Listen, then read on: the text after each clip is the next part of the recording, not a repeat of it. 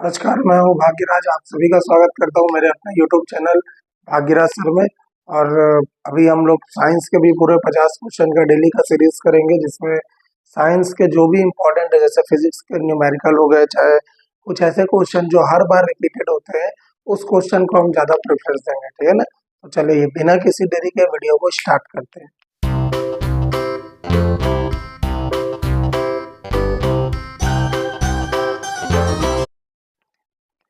लिखा है, उत्तल दर्पण द्वारा निर्मित प्रतिबिंब सदैव डैश और डैश होता है। उत्तल दर्पण आपको मालूम है, जिसका पृष्ठ कैसा रहता है, उभरा हुआ रहता है। तो उसके प्रतिबिंब सदैव कैसे होंगे?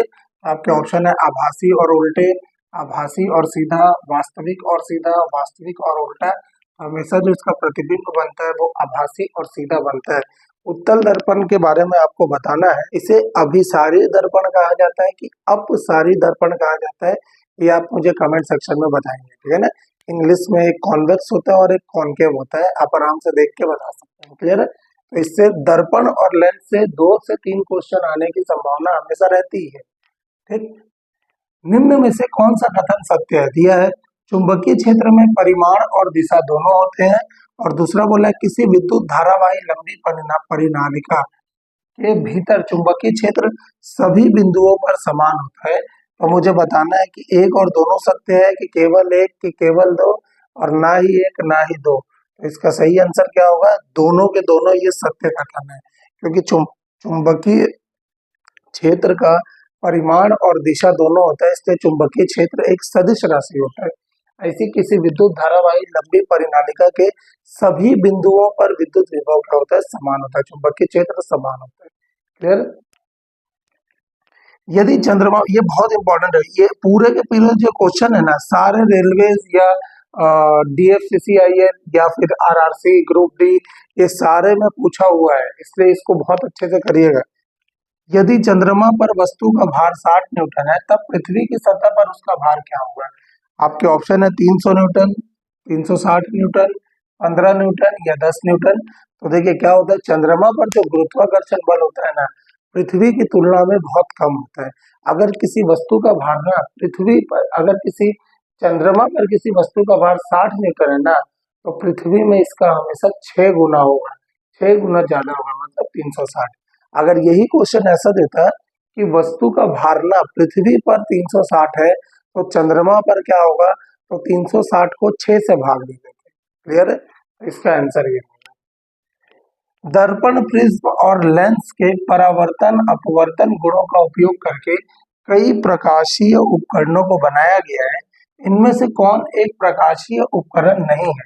आपके ऑप्शन है बहुदर्शी, भूकंपदर्शी, परिदर्शी या दूरबीन।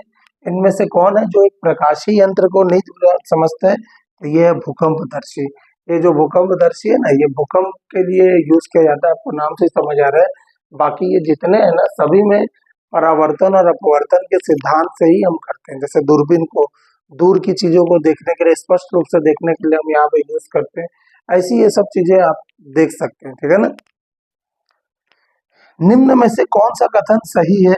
लिखा है, ध्वनि को यात्रा करने में माध्यम की आवश्यकता नहीं होती। और दूसरा है, एल्यूमिनियम में ध्वनि की गति कांच में ध्वनि की गति से छोटी होती है। देखिए लेस देन है ना, मतलब एल्यूमिनियम में ध्वनि की गति कांच में ध्वनि की गति से छोटी होती है। तो इसका बताना है कि ये दोनों ही ऑप्शन क्या है, सही है। तो आपके ऑप्शन है केवल दो, केवल एक, एक और दो दोनों, ना तो एक और ना ही दो। तो इसका सही आंसर है भाई दो, ना तो एक और ना ही दो। ध्वनि को ध्वनि को यात्रा करने में ना माध्यम की आवश्यकता होती है, और एल्यूमिनियम का जो ध्वनि की गति है ना, हमेशा कांच की गति से ज्यादा होता है। ठीक है ना? तो इसका आंसर आएगा ना तो एक ना ही दो। छठवां क्वेश्चन है, अवतल दर्पण के सामने किसी वस्तु को फोकस पर रखा जाता है, प्रतिबिंब के बारे में कौन सा कथन सत्य है? प्रतिबिंब दर्पण के पीछे और बड़ा, प्रतिबिंब अनंत पर अत्यधिक छोटा, प्रतिबिंब केंद्र में और अधिक बड़ा, प्रतिबिंब अनंत पर बड़ा। तो इसका आंसर आएगा भाई प्रतिबिंब अनंत पर बहुत बड़ा हो जाता है। अगर किसी वस्तु को फोकस पे रखूंगा तो उसका जो रिफ्लेक्शन है वो बहुत ज्यादा बड़ा होगा, अनंत पे बनेगा। क्लियर? मनुष्य में दृष्टि दोष को डैश के रूप में जाना जाता है, जिसमें आयु बढ़ने के साथ साथ नेत्र की समायोजन शक्ति भी समाप्त हो जाती है और निकट बिंदु धीरे धीरे दूर हो जाती है। इसे क्या कहा जाता है? आपके ऑप्शन है दीर्घ दृष्टि दोष, मोतियाबिंद, निकट दृष्टि दोष या जरा दृष्टिता। तो इसको आप किस नाम से जानते हैं? जिसमें समायोजन क्षमता का मतलब है मैं कुछ चीजें देख रहा हूं तो मुझे ऐसे ऐसे हिलते हुए दिखाई देगा या एक जगह सटीक दिखाई नहीं देगा, उसको समायोजन क्षमता बोलते हैं। जैसे लेंस का समायोजन क्षमता ऐसे मिलता है तो ये एकदम सटीक मिल रहा है ना, तो इसको समायोजन क्षमता बोलेंगे। ये ऐसे ऐसे हिल डुल रहा है तो इसको समायोजन क्षमता नहीं बोलेंगे। तो बुजुर्गों में ये जनरली आ जाता है। तो ये किसके लिए जाता है? तो ये है भाई जरा दृष्टि दोष। आपको मालूम है निकट दृष्टि दोष में क्या होता है? दूर की चीजें स्पष्ट रूप से नहीं दिखाई देती और दूर दृष्टि दोष में निकट की चीजें स्पष्ट रूप से दिखाई नहीं देती। ठीक है ना। डायनेमो डैश परिवर्तित करता है भाई। डायनेमो क्या परिवर्तित करता है? तो डायनेमो हमेशा विद्युत ऊर्जा को यांत्रिक ऊर्जा में क्या करता है? बदलता है डायनेमो। V बराबर U प्लस एटी में कौन सा सुमेलित नहीं है? ये गति का पहला समीकरण है और इसमें कौन सा सुमेलित नहीं है बताना है। V बराबर दूरी की मात्रा, U बराबर प्रारंभिक वेग, A बराबर त्वरण और T बराबर समय। तो इसमें जो V है ना यही सुमेलित नहीं हो रहा है क्योंकि V यहाँ पर दूरी की मात्रा नहीं है, V होता है अंतिम दूरी का मात्रा। EDMI ये बहुत अच्छा क्वेश्चन है और काफी बार रिपीटेड है क्वेश्चन ये वाला। ये है EDMI, electromagnet distance measuring instrument के उपयोग द्वारा दूरियों के मापन हेतु सर्वाधिक उपयुक्त तकनीक डैश है। इसमें इलेक्ट्रोमैग्नेट डिस्टेंस मेजरिंग इंस्ट्रूमेंट में हम जनरली किस मेथड का यूज करते हैं डिस्टेंस को मेजर करने के लिए? तो आपके ऑप्शन है phase shift method, cooperated radar या लेजर सिस्टम या नन ऑफ द अबव। तो यहाँ पे इसका आंसर रहेगा भाई फेज शिफ्ट मेथड। हमेशा इसमें फेज शिफ्ट मेथड का हम यूज करते हैं। वायुमंडलीय दाब पर 1 किलोग्राम ठोस को उसके गलनांक पर द्रव में बदलने के लिए जितनी ऊष्मा की आवश्यकता होती है उसे डैश की गुप्त ऊष्मा कहा जाता है।